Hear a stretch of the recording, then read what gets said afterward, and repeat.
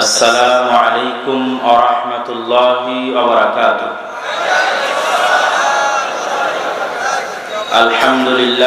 আলহামদুলিল্লাহি ওয়াহদাহু ওয়াসসালাতু ওয়াসসালামু আলা মান লা নাবিয়্যা বা'দাহু।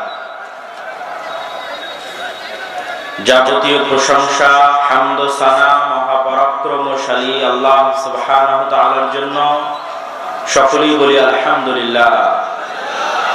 দরুদ ও সালাম বর্ষিত হোক পৃথিবীর সর্বশেষ ও সর্বশ্রেষ্ঠ রাসূল আহমদ মুহাম্মদ মুস্তাফা সাল্লাল্লাহু আলাইহি ওয়াসাল্লামের প্রতি।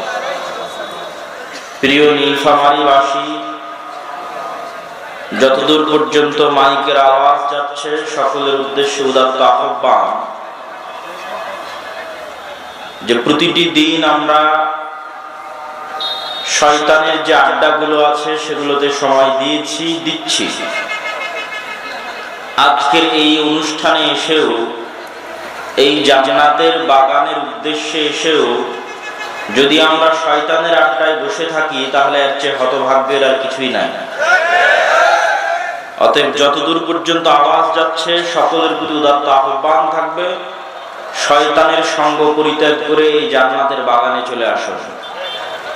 যে জান্নাতের বাগানে ফেরেশতারাও আছে, বলেন আল্লাহু আকবার। আর আমার হাতের বামে যারা দাঁড়িয়ে আছেন তাদের প্রতি অনুরোধ জানাবো আপনারা ভিতরে এসে বসে পড়েন, কেননা এই অনুষ্ঠানে ফেরেশতারা বসে আছে। তাহলে আপনি কিভাবে দাঁড়িয়ে থাকেন? এটা আদাবুল মজলিস, কোরআন এবং হাদিসের যে মজলিস, সেই মজলিসের আদবের খেলাফ। অতএব যতদূর পর্যন্ত আওয়াজ যাচ্ছে সকলকে শয়তানের সঙ্গ পরিত্যাগ করে এই জান্নাতের বাগানে উপস্থিত হওয়ার এবং যারা দাঁড়িয়ে আছেন তাদেরকে ফেরেশতাদের সাথে বসে পড়ার আহ্বান জানাচ্ছি। সম্মানিত উপস্থিতি, টানা 3 দিন ব্যাপী প্রোগ্রামে আপনারা বহু আলোচকের বক্তব্য শুনেছেন। আজকে আমার অত্র অনুষ্ঠানের সংক্ষিপ্ত বক্তব্যের বিষয়বস্তু মুসলিম উম্মার পতন এবং পুনরুত্থান। জাতি হিসেবে, কওম হিসেবে, মিল্লাত হিসেবে, উম্মাহ হিসেবে মুসলমানেরা আজকে পৃথিবীর ইতিহাসের এবং তাদের নিজেদের ইতিহাসের সবচেয়ে সংকটকালীন সময়, সবচেয়ে ভয়ঙ্কর ও ভয়াবহতম সময়গুলোর একটি সময় অতিক্রম করছে। যে সময়গুলোতে তাদের ভাগ্যে গোলামির চিহ্ন, দাসত্বের চিহ্ন লেগে আছে, যেই দাসত্ব, যেই গোলামি অব্যাহত এবং চলমান। এই দাসত্ব এবং এই গোলামি থেকে মুক্তির রাস্তা কি? কোন পদ্ধতিতে, কোন পথে আগালে জাতি হিসেবে, উম্মাহ হিসেবে মুসলমানদের মুক্তি মিলবে, তারই উপর সংক্ষিপ্ত আলোচনা পেশ করার চেষ্টা করব। আমরা 4টা পয়েন্টে আলোচনা করব। পয়েন্ট নাম্বার 1 আল ঈমান বিল গায়ব, পয়েন্ট নাম্বার 2 নেতৃত্ব বিকাশের রাস্তা, পয়েন্ট নাম্বার 3 সৎ আমল, পয়েন্ট নাম্বার 4 জ্ঞান ও শিক্ষা। আমি আবারও আহ্বান জানাচ্ছি স্বেচ্ছাসেবকদের যে এই দিকের ভাইয়েরা এখনো বসার সুযোগ পাননি।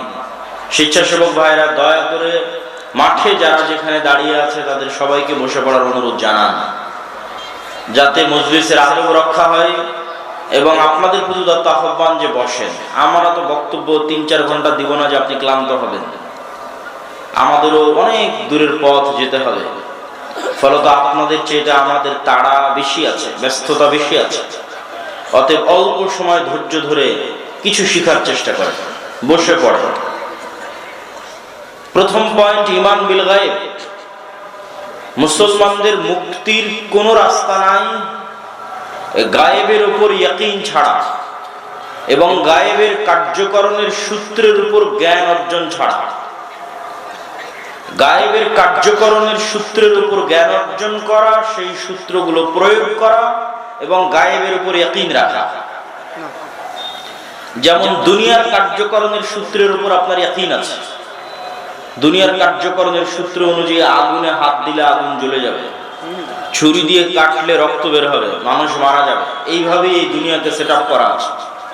আমি আওয়াজ দিচ্ছি, আমার আওয়াজ মাইক দিয়ে বের হয়ে চলে যাচ্ছে, কিন্তু দুনিয়াতে আমরা যা দেখি গায়েব হুবহু এরকম নয়।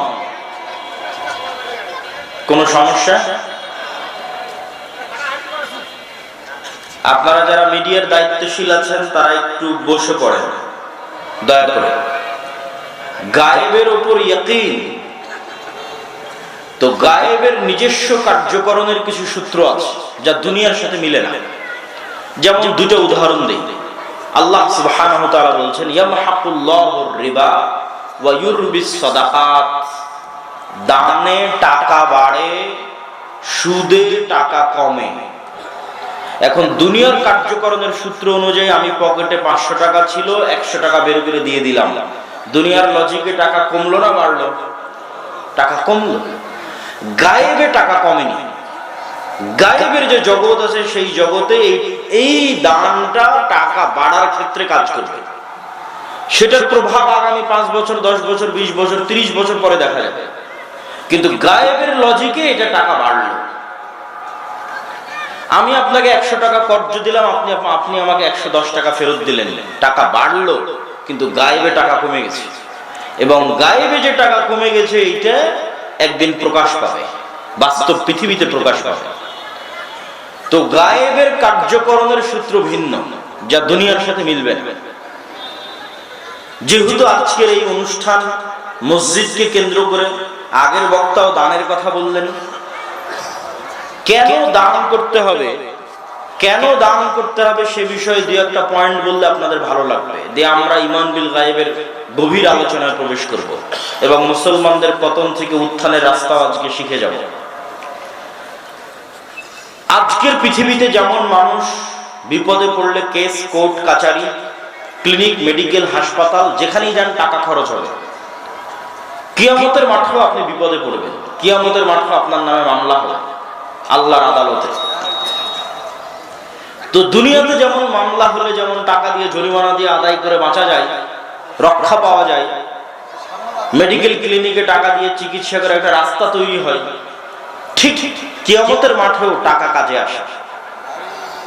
যে কোনো মামলায় আপনি বেঁচে যেতে পারবেন টাকা দিয়ে। কিন্তু কিয়ামতের মাঠে ইনস্ট্যান্ট টাকা তৈরি করার কোনো ব্যবস্থা নেই।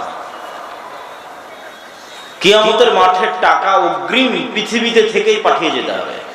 যে কিয়ামতের মাঠের ধনী সে দেখবে তার কত শান্তি।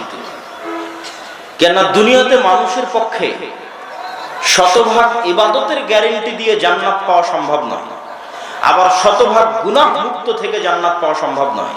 কোন একটা মানুষ দাঁড়িয়ে বলতে পারবে না আমার বয়স যেই দিন 10 হয়েছে সেই দিন থেকে 1 ওয়াক্ত সালাত কাজা করিনি। কেউ দাঁড়িয়ে বলতে পারবে না যে আমি শতভাগ নিষ্পাপ। তাহলে শতভাগ ইবাদত দিয়ে কেউ চ্যালেঞ্জ দিতে পারবে না যে না আমি সালাতের জোরে জান্নাতে যাবই যাব, কেননা আমি 1 ওয়াক্ত সালাতও কাজা করিনি। কেউ দাবি করে বলতে পারবে না যে আমি 1 ওয়াক্ত সালাত কাজা করিনি তো করিনি, প্রত্যেক সালাতে 1 সেকেন্ডের জন্য আল্লাহ ছাড়া দুনিয়ার কোনো কথা আমার স্মরণ হয়নি, অতএব আমার সালাত শতভাগ ঠিক আছে, আমাকে জান্নাত দিতেই হবে। এই দাবি করার ক্ষমতা পৃথিবীতে কারো না। ঠিক কেউ দাবি করতে পারবে না যে আমি শতভাগ নিষ্পাপ, অতএব আমাকে জান্নাত দিতেই হবে। তাহলে জান্নাত নিশ্চিত কোথায়? শতভাগ নিশ্চিত জান্নাতের গ্যারান্টি কোথায়? দুটো জায়গায়। ইন্নাল্লাহা আশতারা মিনাল মুমিনিনা আনফুসাহুম ওয়া আমওয়ালাহুম বিআন্না লাহুমুল জান্নাহ।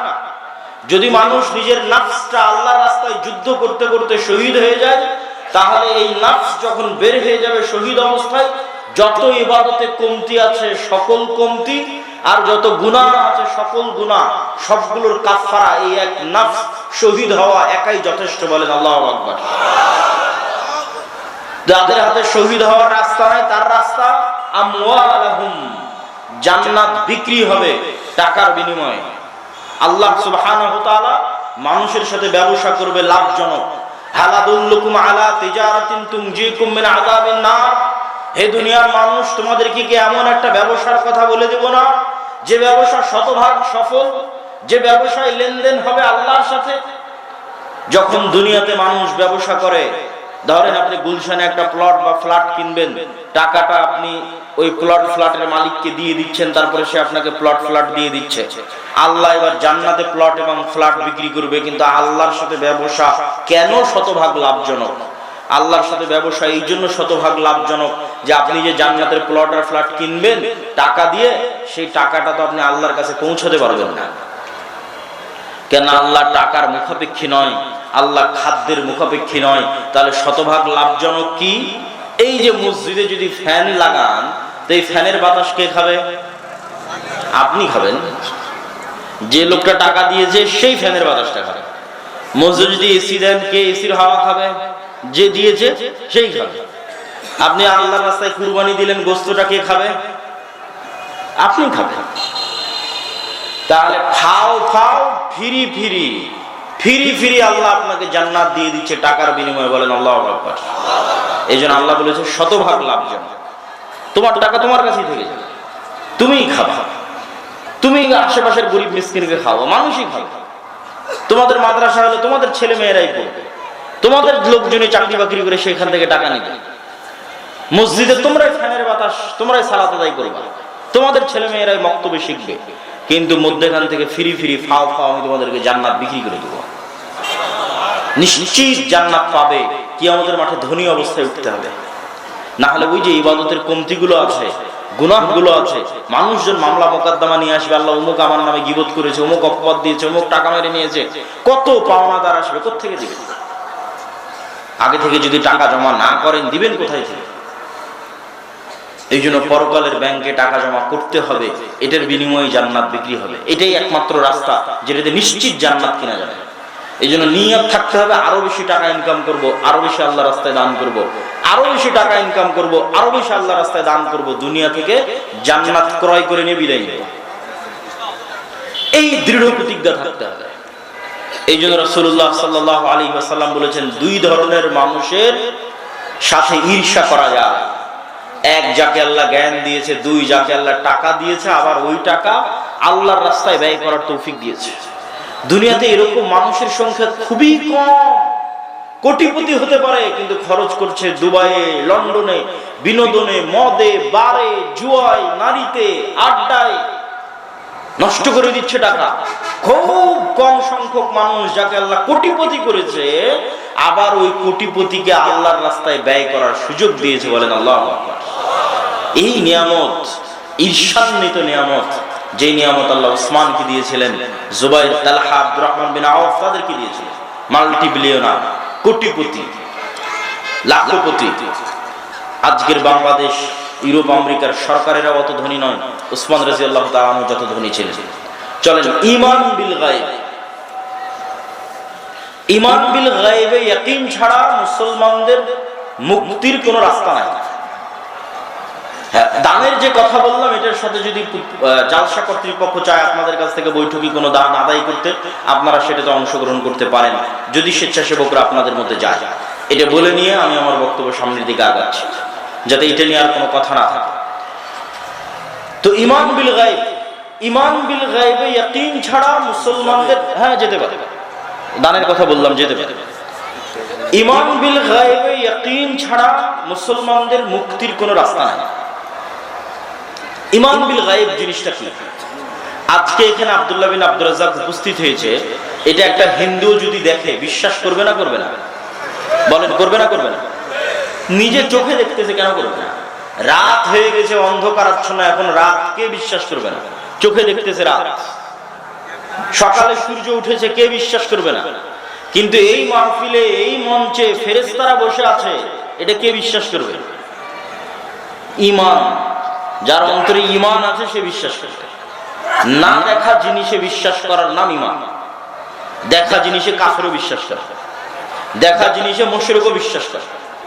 ঈমান বিল গায়ব, চোখে দেখা যায় না, গায়েব, এরকম অদৃশ্য জিনিসের উপর যেদিন ইয়াকিন তৈরি হবে। ইয়াকিন মানে আব্দুল্লাহ বিন আব্দুর রাজ্জাককে দেখতে পাচ্ছি, এইটার বিষয়ে আমার অন্তরের বিশ্বাস যেই লেভেলে আজকে এখানে ফেরেশতারা বসে আছে, এটার বিশ্বাস যেই দিন এটার চাইতে বেশি উপরে উঠে যাবে, সেই দিন মুমিন। আপনি আজকে জালসার মাঠে নিজে উপস্থিত হয়েছেন, এটার উপর আপনার যতটুকু বিশ্বাস, এখন আপনার সাথে ফেরেশতারা বসে আছে, এই বিশ্বাস যেদিন এটার উপর উঠে যাবে ওই দিন আপনি মুমিন, ইয়াকিন তৈরি হয়েছে। গায়েবে ইয়াকিন, গায়েবে ইয়াকিন ছাড়া মুসলমানদের বিজয় সম্ভব নয়। যালিকাল কিতাবু লা রাইবা ফীহ, এটি এমন এক কিতাব যাতে সন্দেহের বিন্দু মাত্র অবকাশ নেই। হুদাল লিল মুত্তাকিন, যা মুত্তাকিদের জন্য হেদায়েত স্বরূপ। মুত্তাকি কারা? আল্লাযীনা ইউমিনুনা বিল গায়ব, যারা গায়েব না দেখা জিনিসে ঈমান রাখে, শুধু ঈমান রাখে। ওয়া বিল আখিরাতি হুম ইউকিনুন, না দেখা জিনিসের উপর ইয়াকিন রাখে, পরকাল না দেখা জিনিস, কিন্তু এমন বিশ্বাস যেন চোখে দেখতে পাচ্ছে। আল্লাহ সুবহানাহু ওয়া তাআলা নবীদের ঈমানকে ইয়াকিনে পরিণত করার জন্য তাদের সামনে গায়েবের পর্দা উন্মোচন করে দিতেন। নবীদের সামনে গায়েবের পর্দা উন্মোচিত হয়ে যেত, বিশেষ বিশেষ বিষয়ের গায়েবের পর্দা। যেমন আমাদের নবী মুহাম্মদ সাল্লাল্লাহু আলাইহি ওয়াসাল্লাম মেরাজ সফর করেছেন, জান্নাত স্বচক্ষে দেখেছেন, জাহান্নাম স্বচক্ষে দেখেছেন, আসমান 6টা 7টা স্বচক্ষে দেখেছেন, মুসা ইব্রাহিমের সাথে কথা বলেছেন, কবরের আযাব স্বচক্ষে দেখেছেন। তাহলে তার ঈমান আর আমার ঈমান সমান হবে না। এই গায়েবের পর্দাগুলো তার জন্য খুলে দেওয়া হয়েছে। ঈসা আলাইহিস সালাতু ওয়াস সালামের জন্য কোন গায়েবের পর্দা খুলে দেওয়া হয়েছিল? মৃতকে জীবিত করা, এটা গায়েব। আপনি কোনোদিন নিজের চোখে দেখেছেন মরা মানুষ জীবিত হতে? দেখেছেন মরা মানুষ জীবিত হতে? দেখেননি, এটা গায়েব। এটার উপর, এই বিশ্বাসের উপরে কিয়ামত নির্ভর করছে যে আমরা মারা যাব, আল্লাহ আবার আমাদের জীবিত করবে। এটাই ওয়াবিল আখিরাতি হুম ইউকিনুন। এটার উপর আপনার বিশ্বাস কোন লেভেলের, এটা একটা গায়েব। এই গায়েবের পর্দা আল্লাহ ঈসা আলাইহিস সালামের জন্য উন্মোচন করে দিয়েছিলেন। ঈসা আলাইহিস সালাম যে কোনো মৃত লাশে হাত দিয়ে বিসমিল্লাহ বললে ওই মরা লাশ জীবিত হয়ে যেত, গায়েব উন্মোচিত হয়ে গেছে। তাহলে ঈসা আলাইহিস সালামের ঈমান কোন লেভেলের হতে পারে? স্বচক্ষে গায়েব দেখা এবং গায়েবের উপর ইয়াকিন তৈরি করা ছাড়া বিজয় সম্ভব নয়। এবার আসেন বাস্তব উদাহরণে কেন সম্ভব নয়। মুসা আলাইহিস সালাতু ওয়াস সালাম আমাদের জন্য সবচেয়ে বড় উদাহরণ। মুসা এবং ফেরাউনের ঘটনায় কোরআন পরিপূর্ণ হয়ে আছে, অথচ কোরআন উম্মতে মুহাম্মাদী আর পরিপূর্ণ হয়ে আছে বানু ইসরাইলের ঘটনায়, মুসা আর ফেরাউনের ঘটনায়। মুসা আলাইহিস সালাতু ওয়াস সালামকে যেই দিন আল্লাহ বলছেন ইযহাব ইলা ফিরআউন, যাও ফেরাউনের কাছে দাওয়াত দাও। ডোমার নীলফামারীর একটা কৃষককে যদি আমি বলি যাও ডোনাল্ড ট্রাম্পের কাছে গিয়ে দাওয়াত দাও, তো এই ডোমার নীলফামারীর কৃষক আজকের ডোনাল্ড ট্রাম্পের চেয়ে, আমেরিকার প্রেসিডেন্টের চেয়ে যতটুকু দুর্বল, আজ থেকে 5000 বছর আগে মুসা আলাইহিস সালাম ফেরাউনের চেয়ে, ফেরাউনের কাছে আজকের যুগের এই ডোমারের কৃষকের চেয়ে আর আজকের যুগের আমেরিকার প্রেসিডেন্টের চেয়ে এদের যে তুলনা, এটার চাইতে মুসা আলাইহিস সালাম ফেরাউনের তুলনায় কয়েক শতগুণ বেশি দুর্বল ছিল, কয়েক শতগুণ বেশি দুর্বল ছিল। কেন বললাম বেশি দুর্বল ছিল? মুসা আলাইহিস সালাতু ওয়াস সালামকে যখন বলা হচ্ছে তুমি যাও ফেরাউনের কাছে, তখন মুসা আলাইহিস সালাম ফেরাউনের আদালতে মৃত্যুদণ্ডপ্রাপ্ত আসামি, ফাঁসির দণ্ডে দণ্ডিত আসামি এবং পলাতক। তার মানে আজকে ডোমারের নীলফামারীর কৃষককে বলছি যাও ডোনাল্ড ট্রাম্পের কাছে দাওয়াত দাও, এমত অবস্থায় যে আমেরিকার আদালতের ফাঁসি হয়ে আছে, ঢুকলেই গ্রেফতার করে ফাঁসি দিবে। তাহলে আপনি বুঝবেন যে মুসা আলাইহিস সালামের দুর্বলতাটা কোথায়। কেন বলছি আপনার চেয়ে বেশি দুর্বল? মুসা আলাইহিস সালামকে যখন বলা হয়েছে যাও ফেরাউনের কাছে, তখন উনি 10 বছর থেকে পলাতক। তার মানে ডোমার নীলফামারী লোকটা যখন ওকে বলা হচ্ছে যাও ডোনাল্ড ট্রাম্পের কাছে, তখন আর নিজের বাড়িতে নাই, 10 বছর থেকে হয় দিল্লিতে, না হয় করাচিতে, না হয় আফগানিস্তানে পালিয়ে আছে। ওখানে বলা হচ্ছে, যেখানে পালিয়ে আছে সেখানে বলা হচ্ছে যে তুমি এখন আমেরিকার প্রেসিডেন্ট ডোনাল্ড ট্রাম্পের কাছে যাও, অথচ আমেরিকার ফাঁসির মৃত্যুদণ্ডপ্রাপ্ত আসামি, পলাতক আসামিকে বলা হচ্ছে যখন সে পালিয়ে আছে, নিজ এলাকায় নেই, তখন বলা হচ্ছে যাও। কোথায় যেতে বলা হচ্ছে? যেখানে তার মৃত্যুদণ্ড হয়ে আছে সেখানে। 3, তো পালিয়ে কোন জায়গায় আছে? অনেক আসামি তো পালিয়ে দুবাই আছে, খুব আলিশান অবস্থায় 5 স্টার হোটেলে। কিন্তু মুসা আলাইহিস সালাম যেদিন পালিয়ে আছেন ওই দিন তিনি মানুষের বাড়ির কাজের লোক, 10 বছর থেকে মানুষের বাড়ির কাজের লোক।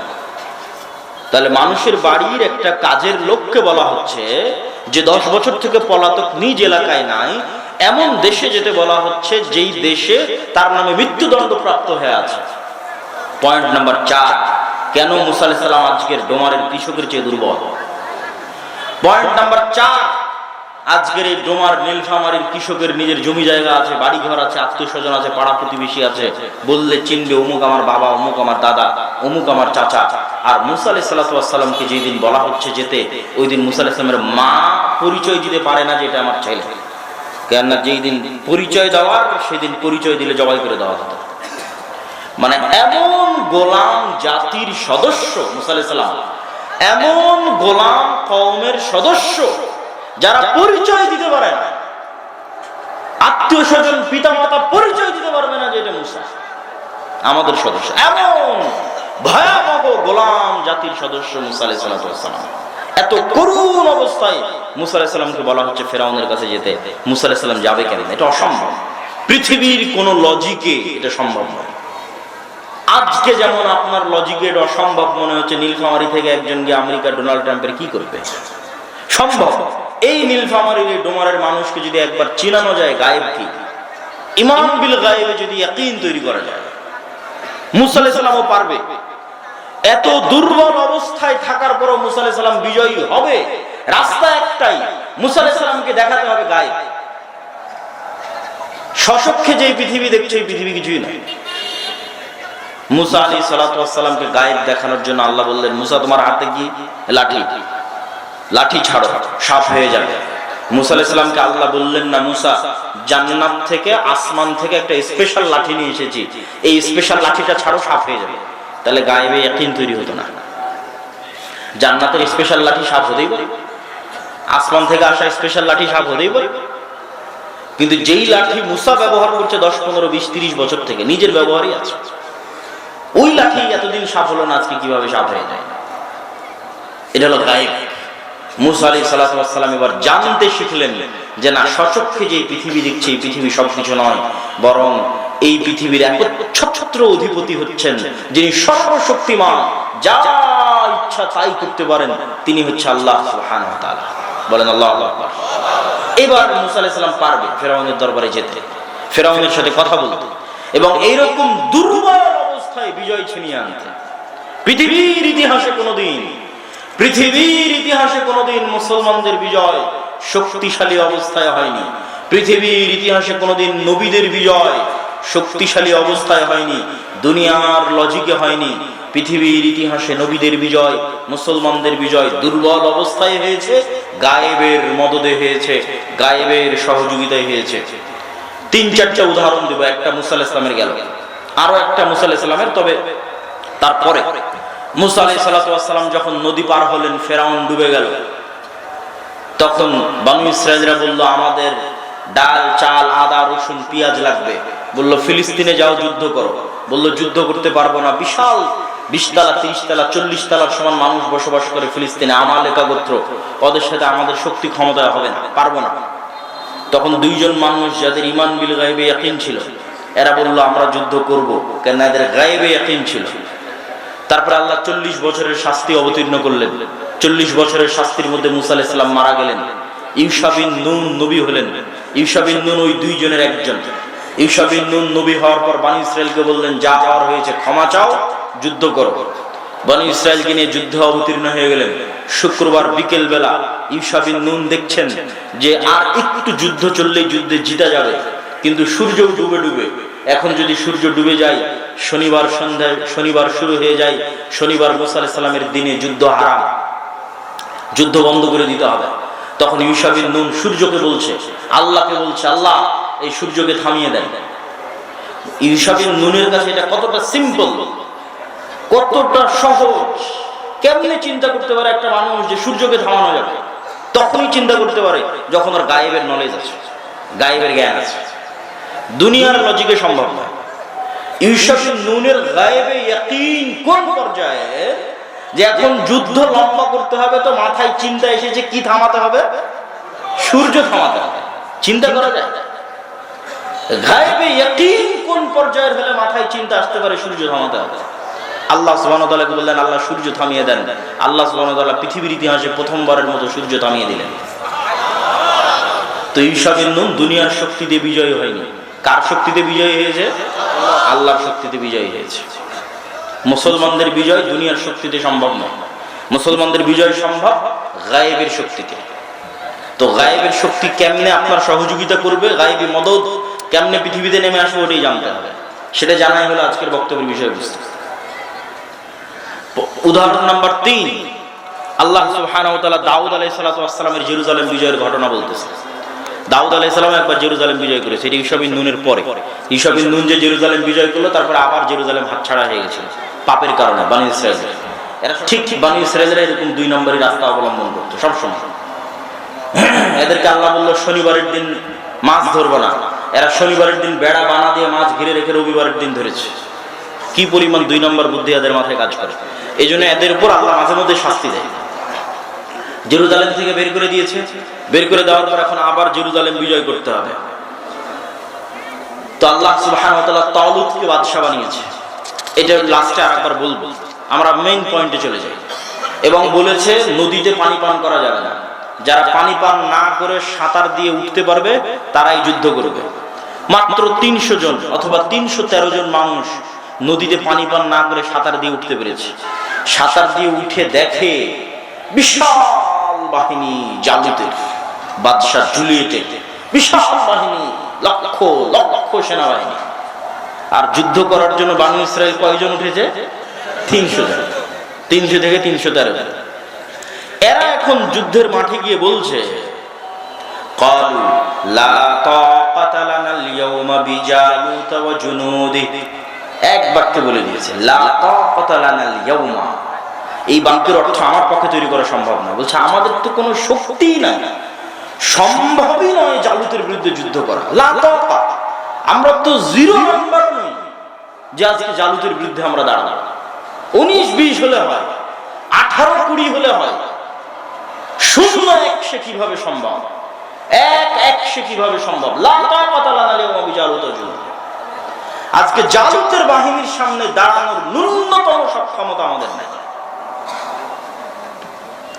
তখন যাদের ঈমান বিল গায়বি ইয়াকিন ছিল, আল্লাহ কোরআনে বলছে ক্বালাল্লাযীনা ইয়াযুন্নুনা আন্নাহুম মুলাকুল্লাহ, যাদের আল্লাহর উপর ইয়াকিন ছিল, ঈমান বিল গায়বি ইয়াকিন ছিল, তারা কি বলল?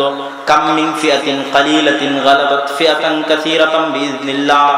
আরে দুনিয়াতে কত দুর্বল দলকে আল্লাহ কত শক্তিশালী দলের উপর বিজয় দিয়েছে আল্লাহর মদদে। বলেন আল্লাহু আকবার। যুদ্ধ শুরু হয়ে গেল, বিজয় হয়ে গেল। বিজয়ের বর্ণনা কোরআনে দেওয়া আছে। তারা আল্লাহ সুবহানাহু ওয়া তাআলার কাছে দোয়া করলেন, সাহায্য চাইলেন, আল্লাহ সুবহানাহু ওয়া তাআলা তাদের বিজয় দিয়ে দিলেন। তাহলে দাউদ আলাইহিস সালাতু ওয়াস সালাম বিজয়ী হলেন দুনিয়ার শক্তিতে না আল্লাহর সাহায্যে? দুনিয়ার সাহায্যে, দুনিয়ার শক্তিতে 0 ছিল। লা তাকাতা লানা বিজালুত ওয়া জুনুদি, 0, সম্ভবই নয় যুদ্ধ। কোথায় লক্ষ লক্ষ আর কোথায় 300 জন। মুহাম্মদ সাল্লাল্লাহু আলাইহি সাল্লাম যেদিন বদরের মাঠে, ওই দিন মুহাম্মদ সাল্লাল্লাহু আলাইহি সাল্লাম দুর্বল। মুহাম্মদ সাল্লাল্লাহু আলাইহি সাল্লাম যেদিন উহুদের মাঠে, ওই দিন মুহাম্মদ সাল্লাল্লাহু আলাইহি সাল্লাম দুর্বল। মুহাম্মদ সাল্লাল্লাহু আলাইহি সাল্লাম যেদিন খন্দকের মাঠে, ওই দিন সারা আরব একত্রিত হয়েছে, 10,000 সেনাবাহিনী নিয়ে মদিনা ঘেরাও করা হয়েছে। ওই দিন মদিনার মধ্যে তিনটা ইহুদি গোত্র, বানু কুরাইজা, বানু কায়নুকা, বানু নাজির, মুহাম্মদ সাল্লাল্লাহু আলাইহি সাল্লামের সাথে গাদ্দারি করেছে। একদিকে ভিতরের মুনাফিক, ভিতরের গাদ্দার, অন্যদিকে বাইরের 10,000 সেনাবাহিনী। আর সাহাবীদের সদস্য হবে 700 থেকে 1000। আর মদিনা অত্যন্ত ছোট্ট একটা শহর। মুহাম্মদ সাল্লাল্লাহু আলাইহি সাল্লাম তার একটা যুদ্ধেও তার নিজের শক্তিতে, দুনিয়ার শক্তিতে বিজয় হয়নি। প্রত্যেকটা যুদ্ধে আল্লাহর শক্তিতে বিজয় হয়েছে। বলেন আল্লাহ, আল্লাহর সাহায্যে বিজয় হয়েছে। একটা যুদ্ধে সাহাবীরা মনে করেছিল যে আজকে আমাদের শক্তিতে বিজয় হবে। ওই যুদ্ধের নাম হুনাইনের যুদ্ধ। ইতিহাস পড়ে দেখেন, ওই যুদ্ধে সাহাবীদের সংখ্যা ছিল অনেক, কাফেরদের সংখ্যা ছিল কম। তো সাহাবীদের এতদিন বদরে যেহেতু দুর্বল, তো ভরসা আল্লাহর উপর ছাড়া তো কোনো রাস্তা নাই। উহুদে দুর্বল, ভরসা আল্লাহর উপর। খন্দকে দুর্বল, ভরসা আল্লাহর উপর। হুনাইনের সংখ্যা বেশি, তখন ভরসা নিজের উপর চলে এসেছে। আর যখন নিজের উপর চলে এসেছে, পরাজয় শুরু। তাহলে মুসলমানদের বিজয় তাদের দুনিয়াবী শক্তিতে হবে না আল্লাহর সাহায্যে হবে? আল্লাহর সাহায্য। আজকের মুসলমানেরা, আজকের গাজার মুসলমানেরা ইসরায়েলের তুলনায় অত দুর্বল নয়। মুসা আলাইহিস সালাম যত দুর্বল ছিল, দাউদ আলাইহিস সালাম যত দুর্বল ছিল, মুহাম্মদ সাল্লাল্লাহু আলাইহি ওয়াসাল্লাম যত দুর্বল ছিল। তাহলে বিজয় নাই কেন? ওই ঈমান বিল গায়বে ইয়াকিন নাই। ঈমান বিল গায়বে যেদিন ইয়াকিন হবে এবং গায়বী মদদ যেদিন পৃথিবীতে নেমে আসবে মুসলমানদের পক্ষে, দিন কে ঠেকায় বিজয়? নবীদের বিজয়টা আল্লাহর দিন, আল্লাহর নূর। কে বিজয়টা করে? ইউরিদুনা লিইউতফিউ নূরাল্লাহ আল্লাহু মুতিম্মু নূরিহি ওয়ালাউ কারিহাল কাফিরুন। তারা আল্লাহর নূরকে মিটিয়ে দিতে চায়, আর আল্লাহ এই নূরকে জীবিত সারা পৃথিবীতে বিজয় করবেন, আল্লাহর ওয়াদা। তো সারা পৃথিবীতে তো বিজয় হবেই হবে, কিন্তু ওই প্রজন্ম তৈরি হতে হবে, যে প্রজন্ম এটার হকদার হবে, যে প্রজন্মের হাত দিয়ে বিজয় সূচিত হবে। তাহলে মুসলমানদের বিজয়ের 1 নাম্বার শর্ত ঈমান বিল গায়বে ইয়াকিন। দুনিয়ার লজিকের উপর কোনো ভরসা নাই, ভরসা পুরো আল্লাহর গায়বী মদদের উপর। আর এই ভরসার উপর ভিত্তি করে ইসলামে কোনো কম্প্রোমাইজ করা যাবে না। যে কারো হিন্দুদের মন্দির পাহারা দিয়ে শিরকে সহযোগিতা করে আমাকে ক্ষমতায় যেতে হবে, এই কম্প্রোমাইজে যাওয়া যাবে না। সম্পূর্ণ ভরসা থাকবে আল্লাহ সুবহানাহু ওয়া তাআলার শক্তি, অস্তিত্ব, ক্ষমতা, ফেরেশতার অস্তিত্ব, ফেরেশতার শক্তি, ফেরেশতার অস্তিত্ব, শক্তি, ক্ষমতা এবং গায়েবী মদদের উপর। আর দুনিয়াতে ইসলামী আদর্শ এবং আকীদার উপর কোনো কম্প্রোমাইজ করা যাবে না। পয়েন্ট নাম্বার 2, নেতৃত্বের বিকাশ। গোলামি এবং নেতা একটা আরেকটার উল্টা পিঠ। এই পিঠ যদি এরকম হয় তাহলে অপর পিঠ এরকম। এই পিঠ যদি নেতা হয় তাহলে এই পিঠ গোলাম, এই পিঠ যদি গোলাম হয় তাহলে এই পিঠ নেতা। আমরা মুসলমানেরা গোলাম আছি মানে নেতা হতে পারি না, নেতা হয়ে যাব মানে গোলাম থাকবো না। তাহলে রাস্তা একটাই, নেতা হতে হবে। নেতা হলে অটোমেটিক গোলামি কেটে যায়। আজকের বিশ্বের নেতা অন্যরা, ইউরোপ, আমেরিকা, ইহুদি, তারা নেতা, ফলত আমরা গোলাম। আমরা যেদিন নেতা হয়ে যাব তাহলে তো আমরা গোলাম থাকবো না। তাহলে বুঝতে হবে নেতা কেমনে হওয়া যায়, নেতা হওয়ার রাস্তা কি, গোলামি কাটবে সেই রাস্তা কি। নেতৃত্বের বীজ অঙ্কুরোদ্গম। যেমন ধান রোপণ করলে, কোন ধান রোপণ করলে কি ধান হবে, কোন গাছে কি কলম করলে কেমন ফলন হবে, এটা যেমন আপনি জানেন, ঠিক তেমনি নেতৃত্বের বীজ হচ্ছে সত্যবাদিতা, ন্যায়পরায়ণতা, আমানতদারিতা, ধৈর্যশীলতা। এখান থেকে নেতা তৈরি হয়। সত্য বললে মানুষ এমনি নেতা হয়ে যায়, ন্যায়পরায়ণ হলে মানুষ এমনি নেতা হয়ে যায়, ধৈর্যশীল হলে মানুষ এমনি নেতা হয়ে যায়। সত্যবাদিতা নাই, আমানতদারিতা নাই, ন্যায়পরায়ণতা নাই, ধৈর্যশীলতা নাই, ভোটে এমপি, মন্ত্রী, মিনিস্টার যাই হোক, আল্লাহর দৃষ্টিতে নেতা নয়। তাহলে নেতৃত্বের শুরু এখানে, সত্যবাদিতা, আমানতদারিতা, ন্যায়পরায়ণতা। দলিল কোথায়? কেন বলছি নেতৃত্বের শুরু এখানে? মুসা আলাইহিস সালাতু ওয়াস সালামকে আল্লাহ চাইলে বানু ইসরাইলদের সাথে রেখেও বড় করে তাকে রক্ষা করতে পারতেন, কিন্তু বানু ইসরাইলদের সাথে যদি মুসা আলাইহিস সালাম থাকতেন তাহলে বানু ইসরাইলদের যে স্বভাব চরিত্র, গোলামি মে বদল जाते हैं কওমों का ज़मीर, জাতির স্বভাব চরিত্র গোলামিতে পরিবর্তন হয়ে যায়। এই বানু ইসরাইলেরা ইব্রাহিমের সন্তান, এই বানু ইসরাইলেরা ইসহাকের সন্তান, এই বানু ইসরাইলেরা ইয়াকুবের সন্তান, এই বানু ইসরাইলেরা ইউসুফ আর তার 11 ভাইয়ের সন্তান। কিন্তু নবীদের সন্তান হলে কি হবে? গোলামিতে স্বভাব চরিত্র পরিবর্তন হয়ে গেছে। ফেরাউনের গোলামি করছে 300 বছর থেকে। আমরা যেমন ব্রিটিশদের গোলামি করেছে 190 বছর, বানু ইসরাইলরা ফেরাউনের গোলামি করেছে, ইতিহাস বলে কাছাকাছি 300 বছর। তো গোলামিতে স্বভাব চরিত্র পরিবর্তন হয়ে গেছে। কেন? গোলাম একটা রুটির জন্য মারামারি করে, গোলাম একটা টাকার জন্য কাড়াকাড়ি করে, ফলত গোলামকে মিথ্যা বলতেই হয়, ফলত গোলামকে দুর্নীতি করতেই হয়, ফলত গোলামকে 2 নাম্বার রাস্তা অবলম্বন করে ধোঁকা দিতেই হয়, গোলামকে একটা রুটির জন্য আরেকজনকে হত্যা পর্যন্ত করতে হয়। এটাই গোলামের কাজ, না হলে টিকতে পারবে না পৃথিবীতে। ওই মুসা আলাইহিস সালামকে যদি গোলাম কওমের সাথে বড় করতেন, মুসা আলাইহিস সালাম নেতা হতে পারতেন না। মুসা আলাইহিস সালামকে বড় করা হয়েছে ফেরাউনের বাড়িতে। কেন? ফেরাউনের বাড়িতে উনি আত্মমর্যাদা, আত্মসম্মানের সাথে বড় হবে। এটা রুটিনে কাড়াকাড়ি করা লাগবে না, এটা রুটির জন্য মিথ্যা বলা শেখা লাগবে না, এটা টাকার জন্য দুর্নীতি করা শেখা লাগবে না, একটা জিনিসের জন্য কাউকে ধোঁকা দেওয়া শেখা লাগবে না। ফলত এবার অটোমেটিক নেতা তৈরি হবে। মুসা আলাইহিস সালাম যেদিন ফেরাউনের একটা লোককে থাপ্পড় মেরে দিয়েছেন, তো ফেরাউনের ওই লোক বানু ইসরাইলদের উপর ওই দিনই প্রথম জুলুম করছিল, আগেও করেছে। আগেও করেছে তো, বানু ইসরায়েলরা কই ছিল? সব গোলাম। এই জন্য থাপ্পড় দেওয়া বহু দূরের কথা, মুখ দিয়ে কথাও বলতে পারবে না, এই পরিমাণ গোলাম। কিন্তু মুসা আলাইহিস সালাম তো আর গোলাম অবস্থায় বড় হয়নি, তো জন্মগত নেতা হিসেবে বড় হচ্ছে। কেননা প্রেসিডেন্টের বাড়িতে আছে, প্রিন্স হিসেবে বড় হচ্ছে। তখন মুসা আলাইহিস সালাম দিয়েছে এক থাপ্পড়। এই থাপ্পড় দেওয়ার সাহস নেতার থাকে, গোলামের থাকে না। মুসা আলাইহিস সালাতু ওয়াস সালাম এই জন্য একাই নেতা আর পুরো কওম গোলাম। এই জন্য চলেনি, চলতে পারেনি। যেটাই বলেছে সেটাই তারা বিরোধিতা করেছে, যেটাই বলেছে সেটাই বিরোধিতা করেছে। মুসা আলাইহিস সালাম টিকতে পারেননি। শেষ পর্যন্ত আল্লাহর কাছে বলেছে, আল্লাহ এই গোলাম জাতি থেকে আমি মুক্তি চাই। কেন উনি একাই জন্মগত নেতা অবস্থায় বড় হয়েছে, আর বাকি সব গোলাম অবস্থায় মিথ্যা, দুর্নীতি, ধোঁকা, 2 নম্বরই অবস্থায় বড় হয়েছে। নেতা সত্যবাদিতা, আমানতদারিতা, ন্যায়পরায়ণতা থেকে আসে, তার পুরো 2 নম্বর প্রমাণ। আল্লাহ সুবহানাহু ওয়া তাআলা পৃথিবীর ইতিহাসে এমন কোন নবী পাঠাননি, এমন কোন নবী পাঠাননি যেই নবী জন্মগত সত্যবাদী নয়, জন্মগত ন্যায়পরায়ণ নয়, জন্মগত আমানতদার নয়, জন্মগত ধৈর্যশীল নয়। সালাতের আদেশ মুহাম্মদ সাল্লাল্লাহু আলাইহি ওয়াসাল্লামের বয়স যখন 53 বছর 54 বছর তখন এসেছে। সিয়ামের আদেশ মুহাম্মদ সাল্লাল্লাহু আলাইহি ওয়াসাল্লামের বয়স যখন 54 বছর তখন এসেছে। শিরক করা যাবে না, তাওহীদ মানতে হবে, এই আদেশ মুহাম্মদ সাল্লাল্লাহু আলাইহি ওয়াসাল্লামের বয়স যখন 40 বছর তখন এসেছে।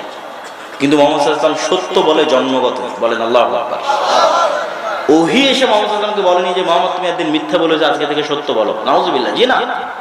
কেননা ওই সত্য, আমানত, ন্যায়, ধৈর্য, এটা ছাড়া তো নেতাই হতে পারবে না, নবী হতে পারবে না। ফলত এটা থাকতে হবে জন্মগত। পয়েন্ট নাম্বার 3, সত্যবাদিতা, ন্যায়পরায়ণতা, আমানতদারিতাই মক্কার কাফের মুশরিকরা আজকের মুসলমানদের চেয়ে ভালো। দলিল, রাসূল সাল্লাল্লাহু আলাইহি ওয়াসাল্লামের চাচা আবু তালেব কাফের মুশরিক অবস্থায় মৃত্যুবরণ করেছে। লা ইলাহা ইল্লাল্লাহ বলতে বলার পরও লা ইলাহা ইল্লাল্লাহ বলেনি। কিন্তু পৃথিবীর ইতিহাসে একজন উঠে বলুক, দাবি করুক যে আবু তালেব কারো 1 টাকা মেরে নিয়েছে। আবু তালেব কারো উপর চুল পরিমাণ জুলম করেছে, অন্যায় করেছে, কারো সম্পদ জোরপূর্বক দখল করেছে, কাউকে মিথ্যা বলেছে, কাউকে ধোঁকা দিয়েছে। এরা হচ্ছে ইসমাইলের সন্তান। কুরাইশ বংশ সব ইসমাইলের সন্তান। ইসমাইলের সন্তানেরা কোনোদিন গোলামি করেনি, যেহেতু কোনোদিন গোলামি করেনি, এরা কোনোদিন মিথ্যা বলা শিখেইনি। ইসহাকের সন্তানেরা ফেরাউনের গোলামি করতে গিয়ে মিথ্যা বলা শিখেছে। এট এ টাইম, একই সময়। ইসমাইল এবং ইসহাক তো একই সময়। ইসহাকের সন্তান ইয়াকুব, ইয়াকুবের সন্তান ইউসুফ, তারা চলে গেল মিশরে। মিশরীকে ফেরাউনের গোলামি করা লাগলো 300 বছর। ইসু আলাইহিস সালামের মৃত্যুর পর 300 বছর গোলামিতে সব ধোঁকাবাজি, 2 নম্বরই, চুরি, ডাকাতি, বাটপারি যা আছে, মুনাফিকি, মিথ্যা সব শিখে ফেলেছে। আর মক্কায় থাকলো ইসমাইল। কিন্তু এই ইসমাইল থেকে না আবু তালেব পর্যন্ত, আব্দুল মুত্তালিব পর্যন্ত, মুহাম্মদ পর্যন্ত সাল্লাল্লাহু আলাইহি সাল্লাম, এরা কোনোদিন কারো গোলাম হয়নি। যেহেতু কোনোদিন কারো গোলাম হওয়া লাগেনি, তো কোনোদিন মিথ্যা বলা শিখাও লাগে, কোনোদিন দুর্নীতি, 2 নম্বরই করা শিখাও লাগে। ফলত আবু তালেবের ছেলে আলী ইবনে আবি তালেব, ইসলামের 4র্থ খলিফা, উনি যখন মুসলমান হয়ে গেলেন তখন ওনায় পেলেন একসাথে 2টা জিনিস। কি? একটা যে বাপ দাদা আদি পুরুষের সত্যবাদিতা, ন্যায়পরায়ণতা, আমানতদারিতা, আর আল্লাহর নবীর কাছ থেকে পেলেন তাওহীদের শিক্ষা। 2টা মিলে হয়ে গেলেন বিশ্বের নেতা। কুরাইশরা ছিল মক্কার নেতা, হয়ে গেছে কিসের নেতা? বিশ্বের নেতা। আবু সুফিয়ান বদরের যুদ্ধে মুহাম্মদ সাল্লাল্লাহু আলাইহি ওয়াসাল্লামের বিরুদ্ধে, উহুদের যুদ্ধে মুহাম্মদ সাল্লাল্লাহু আলাইহি ওয়াসাল্লামের বিরুদ্ধে, খন্দকের যুদ্ধে মুহাম্মদ সাল্লাল্লাহু আলাইহি ওয়াসাল্লামের বিরুদ্ধে, মক্কা বিজয় পর্যন্ত প্রত্যেক যুদ্ধে মুহাম্মদ সাল্লাল্লাহু আলাইহি ওয়াসাল্লামের বিরুদ্ধে প্রধান সেনাপতি আবু সুফিয়ান। মক্কা বিজয় ইসলাম গ্রহণ করেছে। ইতিহাসের পাতা থেকে একজন খুলে দেখাক আবু সুফিয়ান একদিন মিথ্যা বলেছে। ইতিহাসের পাতা থেকে একজন খুলে দেখাক যে আবু সুফিয়ান দুর্নীতি করেছে, মক্কার কাফের মুশরিকদের টাকার মধ্যে দুর্নীতি করেছে, 2 নম্বরই করেছে, তসরুফ করেছে। আবু সুফিয়ানকে যখন জেরুজালেমে বাদশা হিরাক্লিয়াস ডেকে জিজ্ঞেস করছে মুহাম্মদ সাল্লাল্লাহু আলাইহি ওয়াসাল্লাম সম্পর্কে, তখন কোনো রেকর্ডার নাই, লাইভ নাই, ফোন নাই, কিচ্ছু নাই, সহিহ বুখারীর রিওয়ায়াত, তখনও আবু সুফিয়ান মিথ্যা বলেনি। এরা ইসমাইলের সন্তান, এরা জন্মগত নেতা। আবু সুফিয়ানের ছেলে মুআবিয়া ইসলাম গ্রহণ করেছে, আবু সুফিয়ান নিজেও ইসলাম গ্রহণ করেছে রাদিয়াল্লাহু তাআলা আনহুম। এদেরই খেলাফতকে বলা হয় উমাইয়া খেলাফত। এরা একসাথে দুটো জিনিস পেয়েছে। ইসমাইলের সন্তান হিসেবে, কুরাইশ বংশ হিসেবে জন্মগত সত্যবাদিতা, ন্যায়পরায়ণতা, আমানতদারিতা পেয়েছে। আল্লাহর নবীর কাছ থেকে তাওহীদের শিক্ষা পেয়েছে। ফলে ছিল মক্কার নেতা আর হয়ে গেছে সারা পৃথিবীর নেতা। উমাইয়ারা সারা পৃথিবী বিজয় করেছে, ভারত পর্যন্ত মুহাম্মদ কাসেম, ওইদিকে সামারকান্দ, বুখারা, মধ্য এশিয়া পর্যন্ত, ওইদিকে স্পেন পর্যন্ত তারিক বিন জিয়াদ, ওইদিকে কুতাইবা বিন মুসলিম, আফ্রিকা পর্যন্ত পৃথিবীর অর্ধেক পৃথিবী বিজয় করে শেষ করেছে উমাইয়া। সম্মানিত উপস্থিতি, তাহলে নেতা শুরু হয় সত্যবাদিতা, আমানতদারিতা, ন্যায়পরায়ণতায়। সত্যবাদিতা, আমানতদারিতা, ন্যায়পরায়ণতা নাই, সে নেতা নয়, সে মুনাফিক। সে মুসলিম নয়, মুমিন নয়, মুনাফিক। লাম্মা ইয়াদখুলুল ঈমানু ফি কুলুবিহিম, তার অন্তরে এখনো ঈমান প্রবেশ করেনি। সে বাহ্যিক ইসলাম নিয়ে আল্লাহকে ধোঁকা দিতে চায়, নিজেকে ধোঁকা দিতে চায়, মানুষকে ধোঁকা দিতে চায়। সালাত, সিয়াম, হজ, যাকাত হিজরতের পরে ফরজ হয়েছে। মক্কার 13 বছর আল্লাহর নবী শুধু ঈমান বিল গায়েব শিখিয়েছে, গায়েবের উপর ইয়াকিন। কেননা যার অন্তরে একবার ঈমান বিল গায়েব প্রবেশ করবে, ওই এক অন্তর আল্লাহর উপর ঈমান, ফেরেশতার উপর ঈমান, আবার মিথ্যা অসম্ভব। আল্লাহর উপর ঈমান, ফেরেশতার উপর ঈমান, পরকালের উপর ঈমান, আবার 2 নম্বরই অসম্ভব। কিন্তু আজকে বাংলাদেশের মুসলমানদের দেখেন, সারা পৃথিবীর মুসলমানদের দেখেন, আর কোরআন খুলে বনী ইসরাইলদের দেখেন, একই রকম। কেন আজকের মুসলমানরা ব্রিটিশের গোলামি করেছে 190 বছর। 190 বছরের গোলামিতে স্বভাব চরিত্র নষ্ট হয়ে গেছে। ফলত কি ওসি, কি ডিসি, এসপি, মন্ত্রী, মিনিস্টার, এসিল্যান্ড, সাব রেজিস্ট্রার, এরা সবাই নামাজি, হাজি, ওমরাকারী, দানবীর, জালসা কমিটির বিশেষ অতিথি, প্রধান অতিথি। কিন্তু যখন নিজ দায়িত্বে বসে, চেয়ারে বসে, তখন মুনাফিক, আমানতের খেয়ানত করে, ঘুষ খায়, দুর্নীতি করে, চুরি করে, ধোঁকা দেয়। এরকম তাহাজ্জুদ গুজারও ছিল যারা 2 নম্বরই করেছে গত 16 বছর। এরা যে মুনাফিক, এদের অন্তরে ঈমান প্রবেশ করেনি। এরা বাহ্যিক ইসলাম দিয়ে নিজেকে ধোঁকা দিতে চায়, আল্লাহকে ধোঁকা দিতে চায়, মানুষকে ধোঁকা দিতে চায়। তার চেয়েও বড় কথা হচ্ছে এইটার কারণে এরা গোলাম। আমাদের আলোচনার বিষয়বস্তু যে এইটার কারণে এরা গোলাম, এরা নেতা হতে পারবে না। কেন নেতা হতে পারবে না?